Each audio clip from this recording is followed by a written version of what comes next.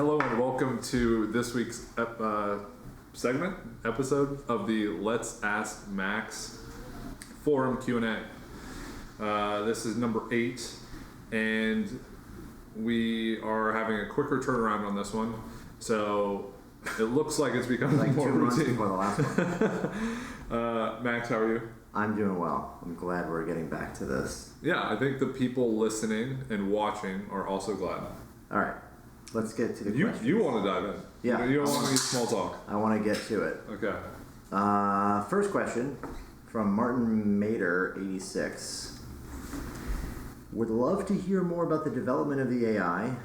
What are some of the decisions, heuristics you've come up with? How did you build this into the program? Thanks, guys. I'd love to hear more about the development of the AI too, but that's just a broad question.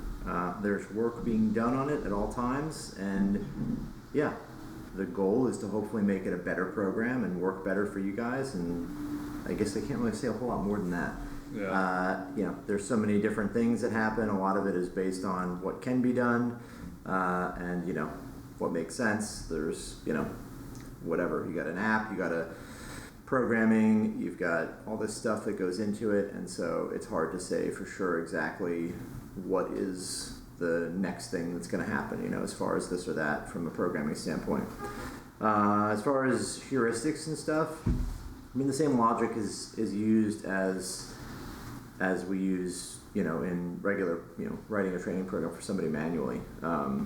There's definitely some limitations and changes and things that are different between both of those. So as of right now, a lot of this is still, in this phase of like making it work. I think at some point, I'm confident that at some point it'll be better than a person, better than a coach. Better than every coach.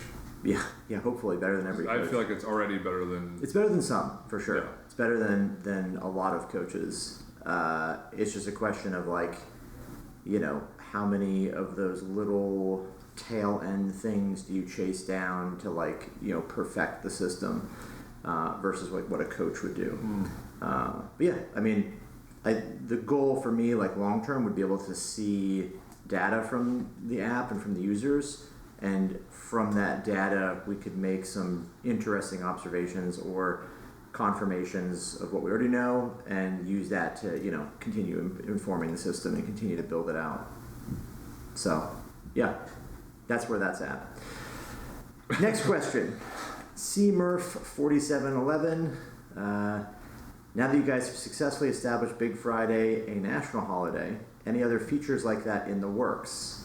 I'd like to see the AI logic create some waves, drop sets, and EMOMs, or is Bulgarian the only way to win? So to answer the first question, yeah, there's definitely other features like that in the works. Probably not as culturally relevant as Big Friday, but definitely there'll be features like that exist as far as like turning on and off things, like the blocks feature. I don't know specifically right now what will exist. And then as far as the different types of session structures like waves, drop sets, EMOMs, definitely that is something I want to have in the app. I think that makes a huge difference for people, just from a perspective of like whether the volume and intensity is equated. There's definitely a benefit to having structures like that I think facilitate, one, the ease with which you can execute volume with, and just the nature of wrapping your mind around progressions that make sense. If you've got a top set and drop sets or down sets every week, and there's a pretty straightforward progression, I think psychologically it's easier to wrap your mind around that. We definitely get a lot of questions about why certain things are planned, why the program builds what it builds, and it's hard to say exactly, it's not hard to say. It's a lot of it is built around getting in a certain amount of training volume at certain intensities. And so it doesn't always appear in a, 5x5, add 5 pounds every week kind of linear fashion that I think people are used to seeing. And so these kind of structures will, I think, facilitate that, make it feel better, but also they're valuable. Waves are great, and they're useful for people training for competition that are at American Open series level meets. They're great ways to maintain technique but get lots of volume in. So yeah, for sure that stuff's in the works. Yeah, can't contribute much to the app specific questions, but I would also love to see those features. Great ad, Josh. Okay, so is this Reg Guy Lifting? Yeah. Reg Guy Lifting. All right. I think it'd be an interesting idea for the AI to be able to simulate weightlifting meet. This might look like you entering in your opener, having a random 10 to 20 minute clock until you begin to lift, then 1 minute clock to say if you made the lift, and then either a 2 minute clock, which could be randomly burned, or a random clock to get on the platform and complete next lift, and so on. Would this be something realistic or worth doing? Would it benefit any of y'all other AI users? So to answer this, no, probably not. It doesn't really make a lot of sense to spend the amount of energy, engineering energy, and development to build something like that, because two big reasons. One, you can get that for free, well, for like $100 at a weightlifting meet. And two, going to a weightlifting meet is part of the sport, and you should be doing that because it's fun and it's a great way to spend your time, especially if you're a weightlifter. So yeah, it just doesn't really make sense to simulate something like that when the reality is like they're everywhere. Meets are everywhere. You should go and do a meet. You also get so many more variables in that as far as a meet goes than you would in like a simulation of it. So yeah. Yeah, I think it could be an interesting idea. I mean, having some sort of system that's able to add in those unanticipated variables like a burn clock or like some alteration to how much rest you would get, which I guess is ultimately what he's getting at, right? Which is like how do you manipulate training in a way that's reflective of competition so you can better prepare for it. Max is saying, well, you do the thing, right? You do the most specific thing. Ways to simulate that, besides having a system, I'm not sure. And how much of a difference that would make, I guess it depends like person to person, right? Some people really thrive in competition. Some people really struggle. I imagine the people that really struggle, I wonder if it's the timing variables that are unpredictable or if it's just the nature of competition. Yeah. Having people, having judges, having other competitors, having more pressure.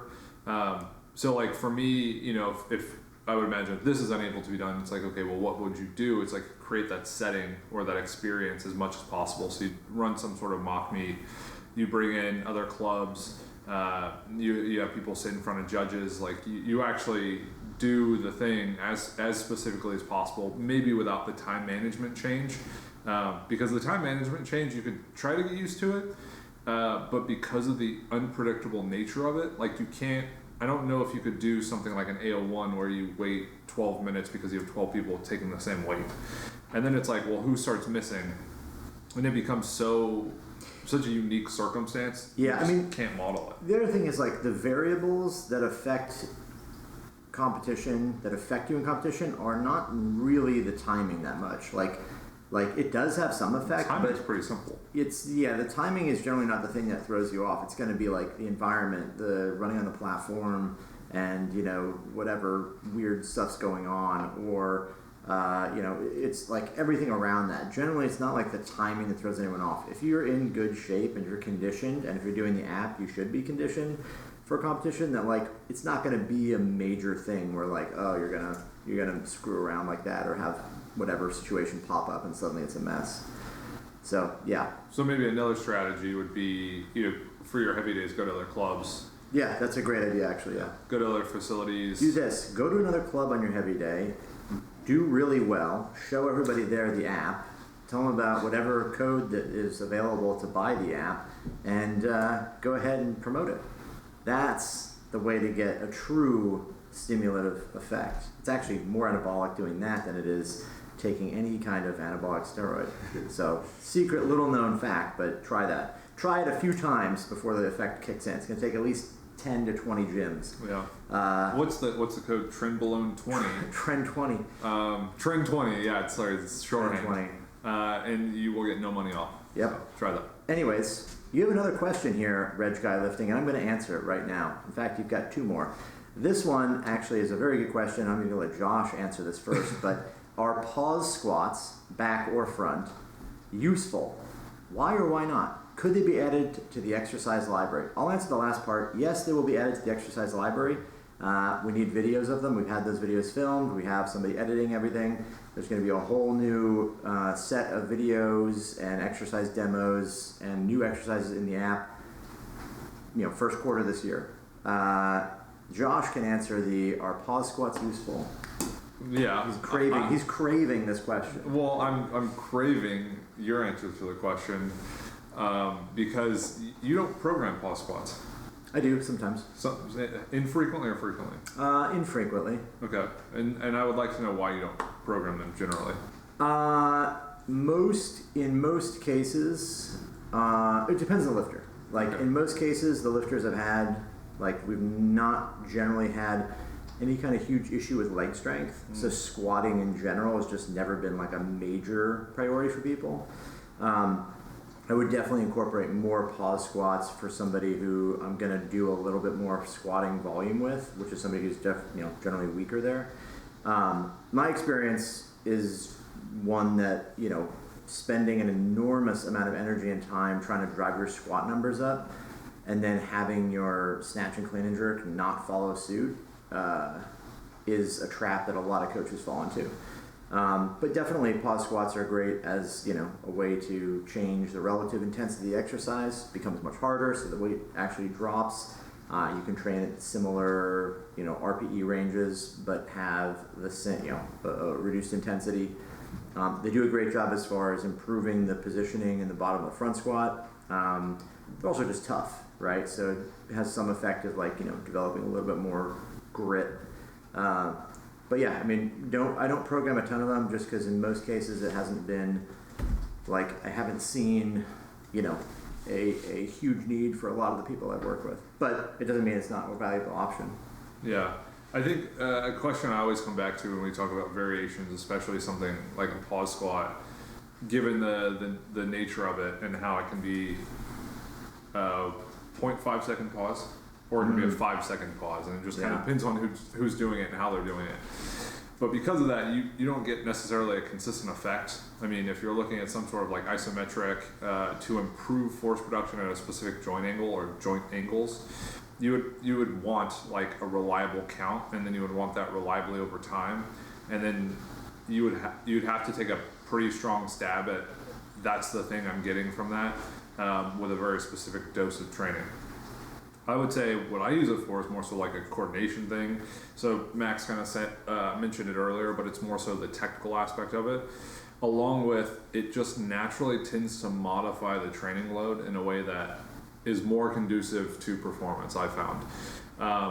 I think we kind of talk about Shaco quite a bit, or I talk to Max about Shaco and try to get a feel for his training. And it seems like what he would do, while I would do the pause, say a front squat, I would do 5 reps for the first 2 reps pause, and that would bring us down to a 55 to 65% intensity. Maybe Shaco would just have 55 to 65%, but it'd be conventional squats. It'd just be a normal squat. So I think I kind of use it as a workaround. It's got a technical effect. It's got variety is the spice of life type of effect. And then it also... That's an important principle. It's an important effect. Yeah, I think that's principle number 2. And then it also allows you to manage training load a little bit better. And I feel if most people build in those safeguards, their programs tend to be more effective. So if you look at an old, say an old Travis Match program, that's every exercise is to maximum. Every exercise. Every exercise is a variation. Shoulder, lateral raises. Yeah, it does. Yeah, every exercise has a top set and down sets. And I think what that does is the variations all obviate the percents at which you can work, and then keep training loads down, so it's not just an excessive amount of training and fatigue.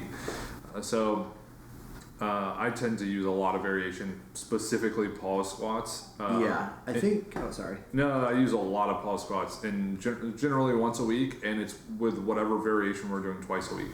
So if we go 1 back, 2 front, it'll be front, pause front. Generally it'll be all pauses, then it'll be the first 2 or first rep pause, and then it'll come down, it'll be a low fatigue protocol after that, and it'll be heavy, light, and then the back squat just progresses kind of, in whatever way is necessary to make progress. But I'm a big fan. Yeah. I out of the multiple world record holders I've coached, we rarely did pause squats. Yeah. So doesn't mean, to each their own, right? Everyone's going to be a little different in that regard. Like if you look at Tashir, right? Tashir's coached the best of the best, and if you look at the strength guys, they've coached the best of the best, right? And they're almost two completely different systems, right? So it's I like them as exercise. They'll be in the app at some point, and like Josh said, they definitely would be the kind of thing that essentially automatically would be prescribed by the AI on easier training sessions, right? Lighter sessions, because it brings the relative difficulty higher, even though you're using less weight. So, Reg Guy again, Reg Guy lifting his... So what do you call it after? So it's double dip, triple dip, quadruple dip? Well, he's got 5 here, actually. Quintuple dip? Yeah. I think he just put his whole hand in the dip. His whole foot in the jar. Yeah. So regarding the lifts and usage of blocks, during a week, would you program lifts from the floor and progress to higher blocks or vice versa?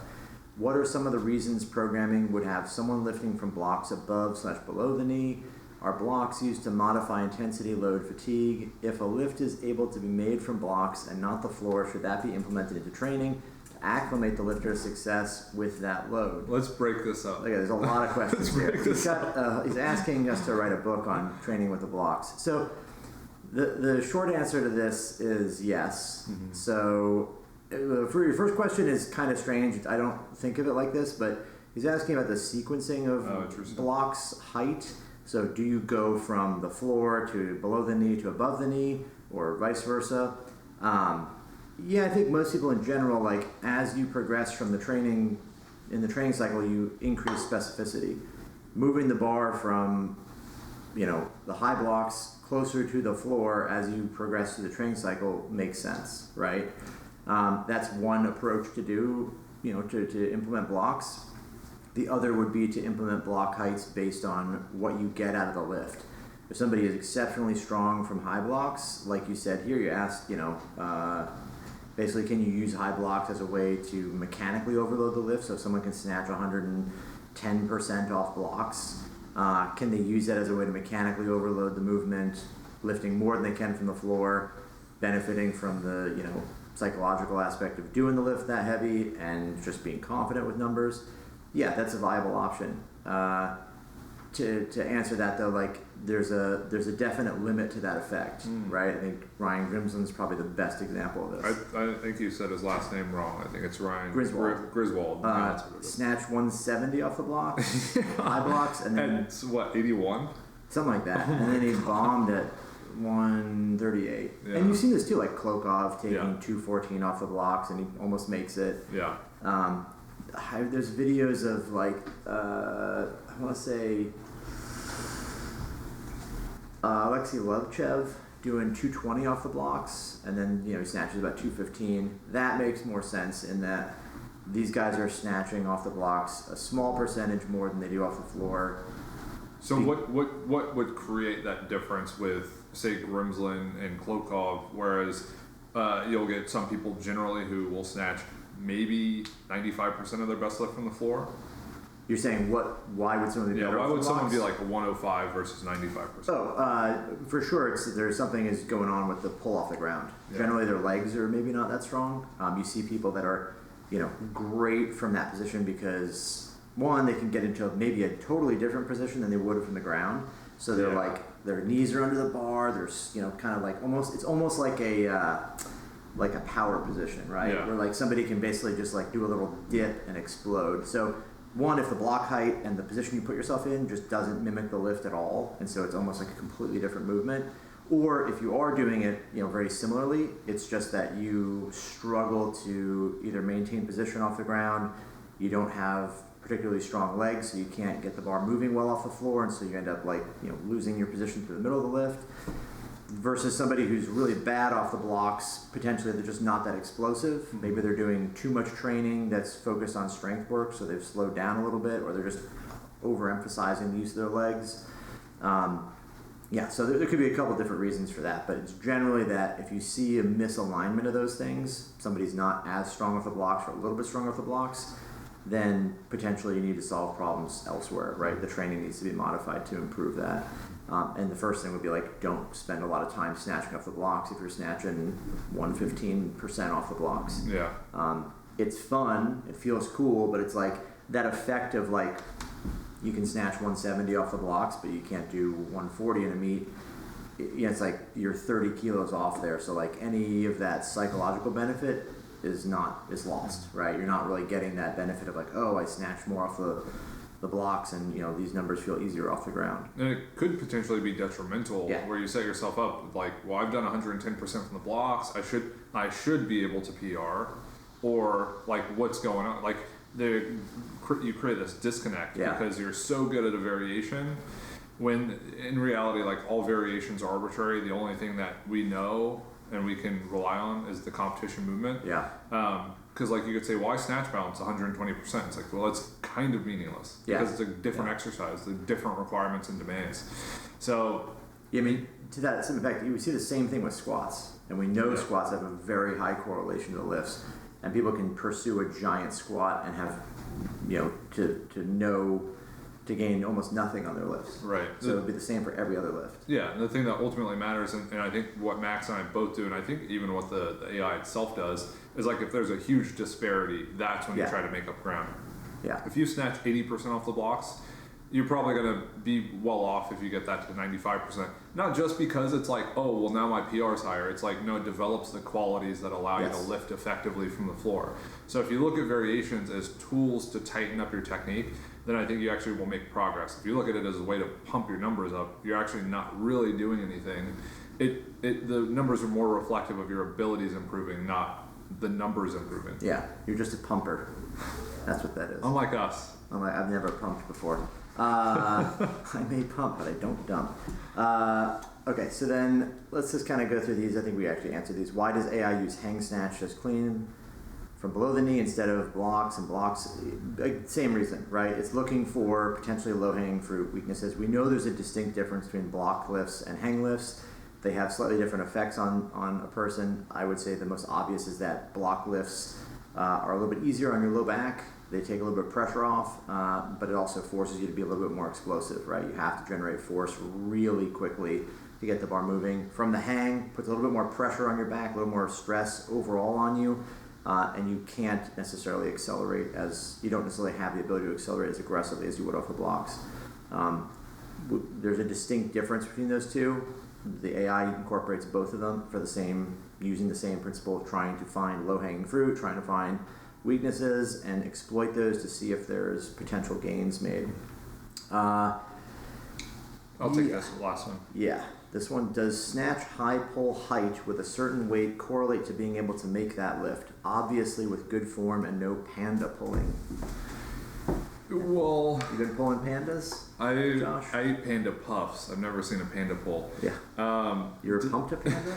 I've never touched a panda. Let's just clear that up before rumors are started. So does snatch high pull height correlate with performance? No, not really. The only thing that matters is like the minimum height to which you can pull the bar. After that, it bears no relationship. If you can pull it to like this minimum height, you should be able to make it. And that if you can't, that means your technique. What is the minimum height? As a percentile of your height? 75% of your height. It's just below that. Yeah. Oh. It's based on your qualification, right? Yeah. The Russians found that basically the height of the bar decreases as your qualification increases. Yeah. Right? And then your speed under the bar, your time to fixation actually decreases. Yeah, that's right. Rather than people who are really good pulling the bar higher as a percentage of their height. Yeah, and I imagine too, people with very short torsos generally don't have to get the bars high. Right. So you'll see them become more snatch specialists. And the guy I'm thinking of is the French 96 Radon. Oh, okay. He snatched like 190 off the blocks. It was like a world record off the blocks. He's super lanky, super tall. Clean and jerks like 180, 190, snatch it off the blocks. Yeah, Lesman Paredes. Yeah, exactly. 96 world record holder. long legs, short torso. Yeah, exactly. So, again, if you have, it's kind of like a 1RM, right? You have to have a certain speed to get the bar moving through the sticking region. And if you can't generate that speed, you won't make the lift. Maybe that target moves, right? It can be faster, it can be slower, depending on your efficiency, depending on the day.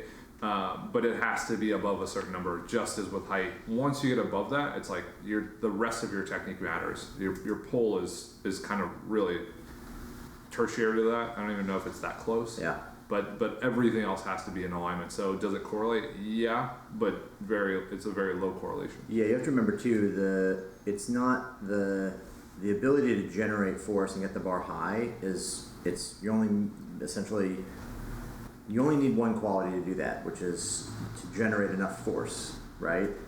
But in weightlifting, you have to change direction. And so you have to be able to turn off all those motor units and then fire them again, fire other motor units and move under the bar again. So the change of direction between pulling up and then squatting down is the thing that's going to limit you. So it's almost, I don't think you'd be hard pressed to find people that can't pull the bar high enough with weights that are obviously they should be able to pull high enough and not be able to make them, right? It's like very unlikely someone has the speed and explosiveness and confidence to go under a bar, but they just can't get it high enough, right? That's true to a point, obviously. If you try to pull on 200 kilos, right, you're not going to go under, but you can't get high enough. But there's that. Glenn would often say, how many football players can pull 200 kilos high enough to clean it? Mm-hmm. How many football players can actually clean 200 kilos? Yeah, exactly. It's a very small percentage of that. Exactly. Now, it's not to say that you can't get a lot of benefit from high pulls or exercises that emphasize pulling the bar higher, because again, what Max said, it's about getting like that extension at the top and then being able to change direction and snap under the bar. But with what Lasha does really, really well, it's following the bar up through the continuation of that transition underneath it. So it's almost like the lower body starts to do something different, whereas the upper body continues the same motion through the top of the pole. And it's slightly delayed in that transition to then turning the bar over and punching into it. So high pulls are great. They emphasize that. They obviously build muscle and strength in the shoulders and traps and arms. Which a lot of people generally lack. They lack the coordination, and then they lack some of the upper body musculature to execute a strong pull after contact. So it's not useless, but it's not going to be correlated in the same way that I think the question references. Yep. Final question from Reg Guy Lifting. Well, final multiple questions. Static versus dynamic start. Pros, cons. We have 1 minute and 55 Okay, I'm going to seconds. answer these lightning round. Pros and cons. Static start is great for beginners. You need to learn how to get into the position and solidify it. As you get more experience, a dynamic start is probably going to be something that suits you better. You can get a little bit more out of the beginning of the pull if you do that. If one or the other creates a problem, stop doing it and fix that. The next, should we have jerk reserve strength versus the clean? Yes, always be shooting for that. It's generally better to be a little bit better in the jerk than the clean. Ideally, we're trying to chase that. It may not always be the case, but you definitely don't want to do really easy cleans and miss jerks and lose meets because of it. Well, and you end up with your jerk being limited by your front squat if you have that much of a surplus. So you're almost limited just by how strong you are. Yeah. This question's a little more involved, but why would lifters get on the toes early in the second pull? Because they're moving their body weight forward too soon. When does it become detrimental? If it causes them to jump forward and miss lifts. Yeah, it's almost always detrimental. Corrections to it. Basically, Josh is giving you good insight, but corrections, I would say, do lifts that force you to keep your heels down. So no hook, no feet. Yeah, no feet pulls. Yeah, just pulls of flat feet. Yeah, things that are slower, things that you can kind of reliably get to that same position you want to stay in. Yeah, that was pretty good. Cool. All right. Next time. This time was good, but how about someone other than Reg Guy Lifting asking some questions, and we will answer them. We'll have another Q&A next week. We'll post asking for questions after this.